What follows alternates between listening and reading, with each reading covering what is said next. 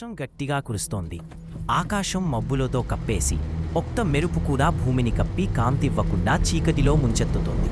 సుబ్బారావు తన జీప్ నడుపుతూ ఒంటరిగా వెళ్తున్నాడు.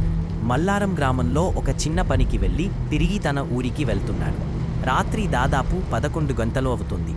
రహదారి సింగిల్ లైన్, ఇరువైపులా చెట్లు, వీధి దీపాలు లేవు. జీప్లో మ్యూజిక్ వింటూ తన ప్రయాణాన్ని సాగిస్తున్న అతని మనసులో ఒక్కసారిగా ఒక చలి పుట్టింది. ఎందుకంటే కాస్త ముందే గ్రామంలో పెద్దలు ఒక విషయం చెప్పారు. బాబూ, ఈ రోడ్డు మీద రాత్రి చాలా జాగ్రత్త, చెరువు దగ్గర ఆగవద్దు, ఆత్మ ఉందంటారు. సుబ్బారావు చదువుకున్నాడు, దెయ్యాలు లేవు అని నమ్మేవాడు. కానీ ఈ వర్షం, చీకటి, రహదారి ఖాళీగా ఉండటం అన్నీ కలిసి భయం ఫీలింగ్ ఇచ్చాయి. 1 మైలు దూరం వెళ్ళగానే అతని జీప్ ఒక్కసారిగా ఆగిపోయింది. ఏమిటి ఇది? మళ్ళీ స్టార్ట్ చేయడానికి ప్రయత్నించాడు, కానీ ఫలితం లేదు. వర్షం తగ్గలేదు, చుట్టూ ఎవరూ లేరు. జీప్ లైట్లు ఆగిపోయాయి. అప్పుడు చెరువు వైపు నుంచి ఓ పాట వినిపించింది. అది ఒక స్త్రీ స్వరం, చాలా మెల్లగా కానీ స్పష్టంగా ఉంది అనే పాత పాట. ఈ సమయంలో ఎవరు పాట పాడుతారు? అతను టార్చ్ తీసుకుని బయటకు దిగాడు. వర్షపు నీటితో చెరువు నిండిపోయి శబ్దం చేస్తుంది. ఒక తెల్లని చీరలో పొడవాటి జడ వేసుకున్న స్త్రీ చెరువు దగ్గర కూర్చుంది. చేతులతో నీటిని ఆరిస్తుంది. ఆమె ముఖం కనబడలేదు. అమ్మా, ఎవరు మీరు? ఇక్కడ ఏమి చేస్తున్నా? సుబ్బారావు గట్టిగా అన్నాడు. ఆమె పాట ఆపింది. నెమ్మదిగా తల తిప్పింది. ఒక క్షణం సుబ్బారావు శరీరం గడ్డకట్టిపోయింది. ఆమెకు ముఖమే లేదు, ముక్కు లేదు, నోరు లేదు. అంతా సున్నితమైన తెల్లని చర్మం మాత్రమే. ఎందుకు వచ్చావురా అని ఆమె గట్టిగా కేక వేసింది. సుబ్బారావు ప్రాణాలు చేతితో పట్టుకుని పరుగెత్తాడు. జీప్ దగ్గరికి చేరుకున్నాడు. కానీ జీప్ కనిపించలేదు. అతనికి వెనుక అడుగుల శబ్దం వినిపిస్తుంది. టప్ టప్ టప్. ఎవరో దగ్గరగా వస్తున్నారు. అతను తిరిగి చూశాడు. ఎవరూ లేరు. కానీ శబ్దం మాత్రం దగ్గర పడుతూనే ఉంది. గాలి గట్టిగా వీచింది. చెట్ల కొమ్మలు విరిగాయి. అడుగునులి గట్టిగా ముఖానికి తగిలాయి. అతను చెట్లు దాటుకుని పరుగెడుతుంది. ఒక్కసారిగా వెనక నుండి అతని భుజంపై చెయ్యి వేసింది. చల్లని చెయ్యి సుబ్బారావు భుజంపై పడగానే అతని గుండె ఒక్కసారిగా ఆగిపోయినట్లే. అతను నెమ్మదిగా వెనక్కి తిరిగాడు. చీకటిలో ఒక ఆకారం కనిపించింది. పొడవాటి శరీరం, జుట్టు మొత్తం తడిసిపోయి ముఖంపై పడింది. అది ఆ ముఖం లేని స్త్రీనా లేక వేరెవరో అని సుబ్బారావు భయంతో కేక వేయబోతుండగా ఆ శబ్దం ఆమె మాయమైంది. అతని భుజం మీద ఉన్న చెయ్యి కూడా కనిపించలేదు. అతను అక్కడి నుంచి ప్రాణభయముతో పరుగెత్తాడు. కానీ ఎటు వెళ్లాలో తెలియలేదు. చుట్టూ చెట్లు, బురద, చీకటి.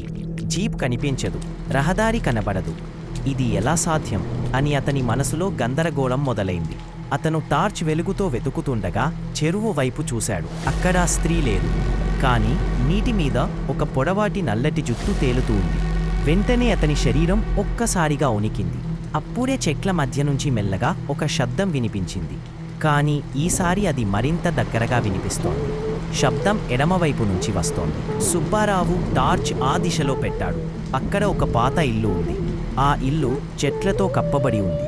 గోడలపై పచ్చికల పెరుగుదల, తలుపు పాడైపోయి. ఇంత రాత్రి అక్కడెల్లు ఎవరు ఉంటారు? అతను ఆలోచనలో పడ్డాడు. కానీ అతనికి ఏ మార్గం కనిపించలేదు. వర్షం తగ్గలేదు, రహదారి కనబడదు, జీప్ లేదు, ఫోన్ నెట్వర్క్ లేదు. అతను ఆ ఇంటి వైపు నడిచాడు. భయానక ఇంటి లోపల తలుపు నెమ్మదిగా తోసి లోపల అడుగుపెట్టాడు. లోపల చీకటి గదులు, వాసన భరించలేని స్థాయిలో ఉంది. తలుపు లోపలికి వెళ్ళగానే ఒక్కసారిగా గట్టిగా థడ్ అని మూసుకుపోయింది. గాబరాగా తలుపు తెరవడానికి ప్రయత్నించాడు. కానీ అది లాక్ అయింది. అయ్యో, ఇది ఏమిటి? అతను బలంగా లాగాడు. కాని తలుపు రాలేదు. గదిలో మధ్యలో ఒక పాత కుర్చీ ఉంది. ఆ కుర్చీపై ఎవరో కూర్చున్నట్లుగా ఒక ఆకారం కనబడింది. ఎవరు అక్కడ అని అతను అరిచాడు. ఆ క్షణం ఆపివేసినట్లుగా వెలుగు ఆరిపోయింది. అంతా చీకటి.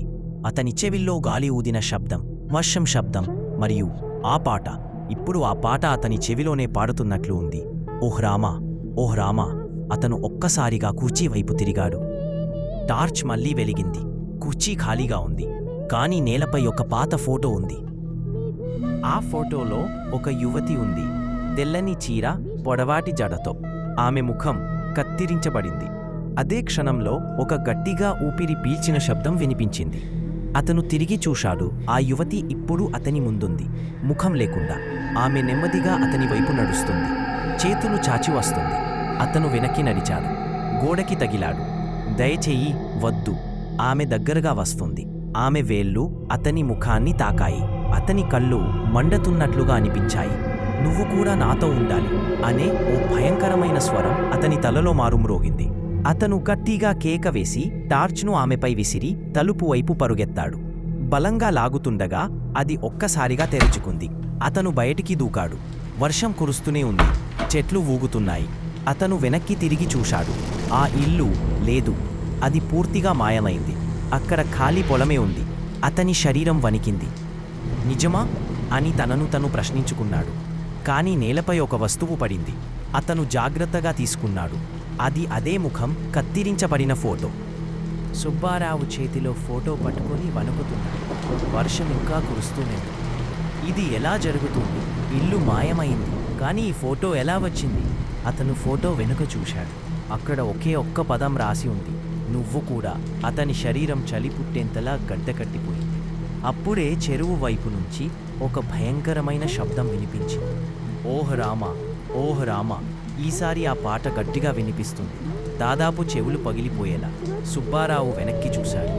ఆ ముఖం లేని స్త్రీ చెరువు నుండి బయటకు వస్తుంది. నీటితో తడిసిన ఆమె చీర భూమిపై లాగుకుంటూ వస్తుంది. ఆమె ప్రతి అడుగు పెట్టగానే నేలలో నీరు ఉప్పొంగుతుంది. ఆమె చేతులు చాచి ఉన్నాయి. నువ్వు కూడా నాతో ఉండాలి. ఆ స్వరం నేరుగా అతని మెదడులో మ్రోగుతుంది. అతను వెనక్కి తిరిగి పరిగెత్తాడు. కానీ రహదారి ఎక్కడ, చెట్లు ఎక్కడ? ఎంత పరిగెత్తునా చుట్టూ అదే చెరువు కనిపిస్తుంది. ఇది ఏమిటి? నేను ఇక్కడే తిరుగుతున్నాను. అతను చివరికి ఒక పెద్ద రాతి బండ దగ్గర ఆగాడు. ఒక వింత విషయం గమనించాడు. ఆ రాతిపై పాత అక్షరాలతో ఏదో రాసి ఉంది. ఈ చెరువు రక్తం తాగుతుంది, దాని బలి ఆగదు. అక్షరాలు స్పష్టంగా కనిపించాయి. అతని శరీరం వణికింది. అందుకే ఈ ఆత్మ ఎందుకు నన్ను వెంబడిస్తుంది? అప్పుడే అతని ముందు ఒక దృశ్యం కనబడింది. నిజంగా జరిగినట్టే. పాతకాలంలో ఒక యువతి ఈ చెరువులో మునిగిపోయింది. ఆమెను ప్రేమించిన వ్యక్తి మోసం చేశాడు. ఆమె కడుపులో పిల్ల ఉందని తెలిసి గ్రామ పెద్దలు ఆమెను నిందించారు. ఆమె ఆత్మవేదన తట్టుకోలేక చెరువులో దూకింది. కానీ ఆమె చావుతో ఆగ్రహం చెరువుతో మిళితమైపోయింది. ఆ రోజు నుంచి ప్రతి పౌర్ణమి రాత్రి ఒక బలిని ఈ చెరువు కోరుతుంది. సుబ్బారావు గుండె బలంగా కొట్టుకుంటోంది. నన్ను బలి చేయాలా? అతను భయంతో వెనక్కి తిరిగాడు. ఆ స్త్రీ ఇప్పుడు అతని ఎదుటే ఉంది. ఆమె ముఖం లేదు, కానీ ఆమె చేతుల్లో ఒక కొత్త ముఖం రూపుదిద్దుకుంటోంది. ఆ ముఖం ఎవరిదంటే సుబ్బారావుదే. అతను కేక వేస్తూ పరిగెత్తాడు. ఆమె వెంటాడు. అతను చెరువు దగ్గర పడిపోయాడు. మోకాళ్ళు బురదలో కూరుకుపోయాడు. అతను గట్టిగా కేక వేశాడు, దయచేసి నన్ను విడిచేయి. ఆ స్త్రీ కాసేపు ఆగింది. తర్వాత గట్టిగా నవ్వింది. ఆ నవ్వు రక్తం గడ్డకట్టేలా ఉంది. ఇప్పుడు ఆలస్యమైంది. నువ్వు కూడా నాతోనే ఉండాలి ఎప్పటికీ. ఆమె చేతులు పొడవుగా మారాయి, పాముల్లా వంగాయి. అతని మెడ పట్టుకుని లాగింది. అతను చివరి శక్తితో చెరువు బయటకు వెళ్ళడానికి ప్రయత్నించాడు. కానీ ఒక గట్టిగా లాగిన శక్తి అతన్ని నీటిలోకి లాక్కుపోయింది. చివరిసారి అతను చూసినది ఆ స్త్రీ ముఖం అతని ముఖంగా మారడం. తర్వాత అంతా చీకటి. తర్వాత రోజు ఉదయం గ్రామస్తులు చెరువు దగ్గరికి వచ్చారు. అక్కడ మట్టి పైన సుబ్బారావు జీప్ ఉంది. అందులో ఫోటోలు చిందరవందరగా పడ్డాయి. అందులో ఒక ఫోటో ప్రత్యేకంగా ఉంది. ఆ ఫోటోలో సుబ్బారావు ముఖం కత్తిరించబడింది. అది ఎవరో తీసుకుపోయింది. గ్రామంలో పెద్దలు మళ్ళీ హెచ్చరించారు, ఆ చెరువు దగ్గరికి వెళ్ళవద్దు, అది బలిని ఆపదు.